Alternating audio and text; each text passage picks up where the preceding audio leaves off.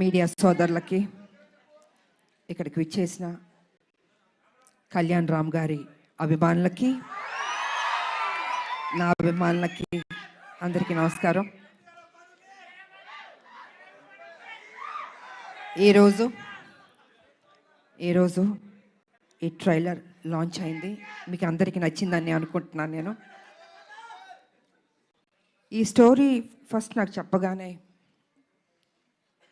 ఏదో తెలియని ఒక మంచి అనుభూతి, చెయ్యాలి అనిపించింది.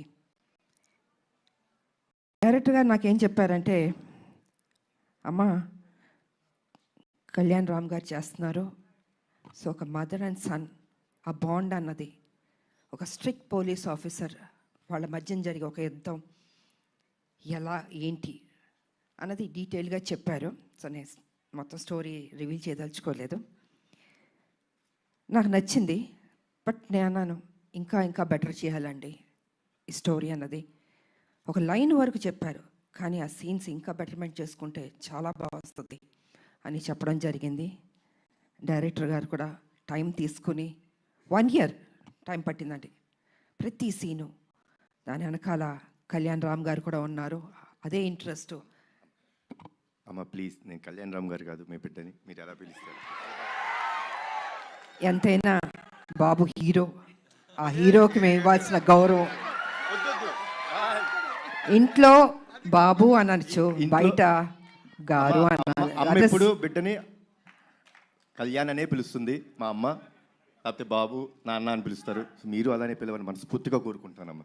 మనకి ఇవన్నీ కాదమ్మా, it's between us, that's it. Because you're a hero కదా బాబు, I have to give respect. First మీ కొడుకుని, తర్వాత హీరోని. ఓకే సార్, మీకోసం రామ్ అనే పిలుస్తాను. అందమైన పేరు రామ్, నిజంగా బయట కూడా రాముడు లాంటి మంచి బాలుడు, ఆయన మంచి మనసు ఉంది తనకి. నేను వర్క్ చేసేటప్పుడు ఎంత ఆప్యాయతగా ప్రతి నిమిషం ప్రతి జాగ్రత్త తీసుకొని, అమ్మకి ఏ ప్రాబ్లం రాకూడదు, అమ్మని బాగా చూసుకోవాలి. త్రూఅవుట్ ద షూటింగ్ అంత అద్భుతంగా తీసుకున్నారు. నేనే షాక్ అయ్యాను నిజంగా. సో సినిమా కంప్లీట్ అయిపోయింది, ఇంకా ఎవరు బిజీలో ఎవరు పనిలో వాళ్ళు ఉంటారు. Really I'm going to miss you బాబు.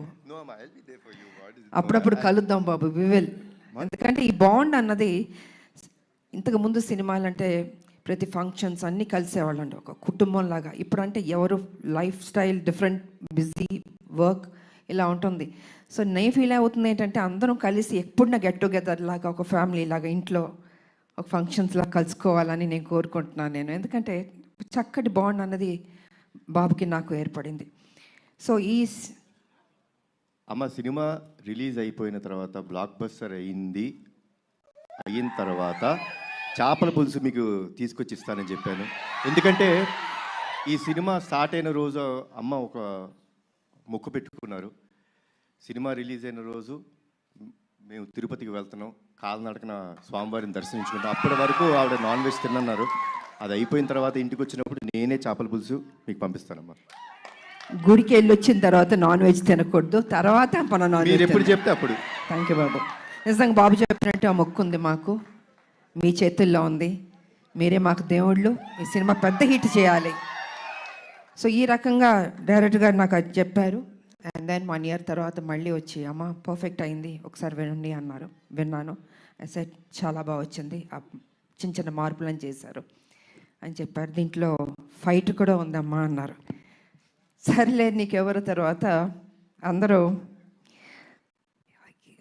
కుదురుతుందా నిజంగా యాక్షన్ సినిమా అంటే, అప్పుడంటే సబ్జెక్ట్ నిజంగా అది కుదిరింది అనేటప్పటికీ. సో నేను అనుకున్నాను, ఓకే నా అభిమానులు ఫుల్ మీల్స్ దొరుకుతుంది, డెఫినెట్గా లైక్ చేస్తారని నేను అనుకున్నాను. అండ్ యాక్సెప్ట్ చేశాను. షూటింగ్ వెళ్ళాం, అద్భుతంగా వచ్చింది. యాక్షన్ సీన్ చేస్తున్నప్పుడు కొంచెం అందరూ టెన్షన్ పడ్డారు. అంటే యంగర్ డేస్లో అయితే అలా చేసుకుంటూ వెళ్ళిపోయాం. ఇట్ ఇస్ లిటిల్ ఛాలెంజ్ నాకు ఇప్పుడు.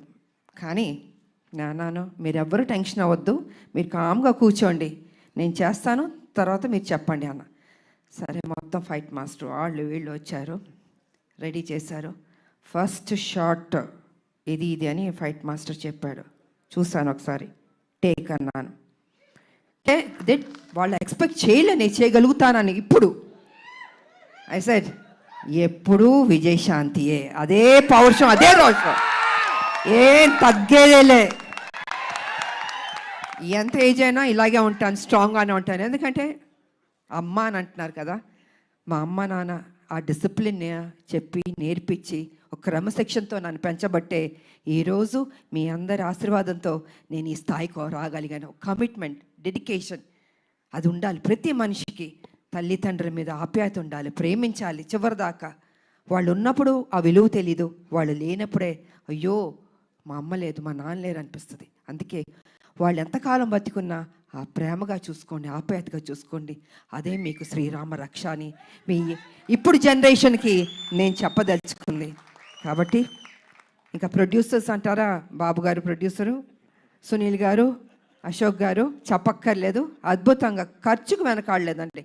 ఎంత కావాలంటే అంత పెట్టండి అనేసి బాబు వాళ్ళందరూ డిసైడ్ చేసి చెప్పడం జరిగింది. సో నిజంగా అంత ఖర్చు పెట్టారు, బాగా వచ్చింది. ఇక డైరెక్టర్ గారు అయితే ఫస్ట్ పిక్చర్ లాగా నాకు అనిపించాడు, ఇట్లా చాలా బాగా చేశారు. కూల్గా ఉన్నాడు ఆయన సెట్లో కూడా, ఏదో టెన్షన్ పడుతూ బాబుతో నాతో చేస్తా అంత లేదు టెన్షన్, జస్ట్ కూల్గా ఏదో ఒక 20 సినిమాలు చేసిన అంత ఎక్స్పీరియన్స్ తోటి ఆయన బాగా చేశారు. అండ్ ఈ సినిమా తర్వాత డెఫినెట్గా you going to become a top director అండి. డెఫినెట్గా బాబు భలే ఒక్కొక్కళ్ళు ఎత్తికి తీసుకొస్తే నేను అడిగాను, బాబు డైరెక్టర్లు ఎక్కడెక్కడి నుంచో ఎత్తికి తీసుకొస్తారు, ఎలా కనపడతా అంటే లేదమ్మా ఏదో చెప్తూ ఉన్నాడు. సో వాళ్ళందరూ సినిమాలు సక్సెస్ అయినాయి, పెద్ద డైరెక్టర్లు అయిపోయారు. సో ఆ బాబుకి ఆ ఓపిక, ఆ టేస్ట్, అంటే సినిమా మీద ఎంత ప్యాషన్ అంటే అండి మామూలు కాదని నాతో కూర్చుని అమ్మ ఇది చేద్దాం, అది చేద్దాం, ఇది చేద్దాం అని ఆ కమిట్మెంట్. అంటే ఎన్టీ రామారావు గారు మనవాళ్ళు అంటే మామూలు రామారావు గారు నేర్పించిన ఆ డెడికేషన్, సిన్సియారిటీ, అసలు క్రమశిక్షణ నిజంగా ఈ జనరేషన్లో కూడా ఇలా ఉండడం అన్నది నాకే షాక్ అనిపించింది. సో బాబు ఎప్పుడు ఇలా ఉండాలి, హ్యాపీగా ఉండాలి, మంచి మంచి సినిమాలు చేయాలి.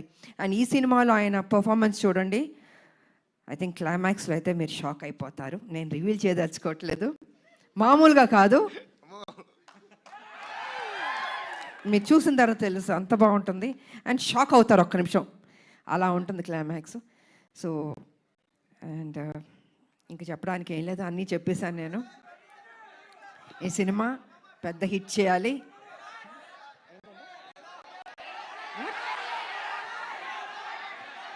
వినపడలేదు,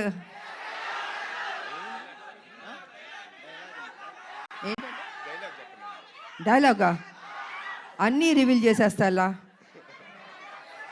మీరు టీజర్ చూశారు, మీ అంటే ఆతృత ఎక్కువ ఉంది, చెప్పాలి, వినాలి, చూసేయాలి అని ఉంది.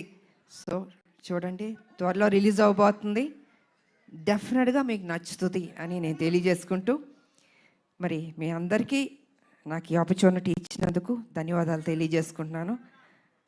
అందరికీ థ్యాంక్ యూ.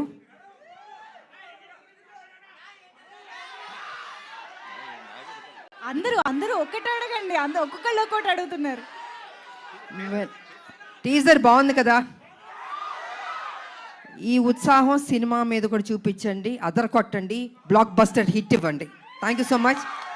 మీడియా సోదరులు వచ్చినందుకు కూడా thank you so much. Thank you ma'am, thank you so much.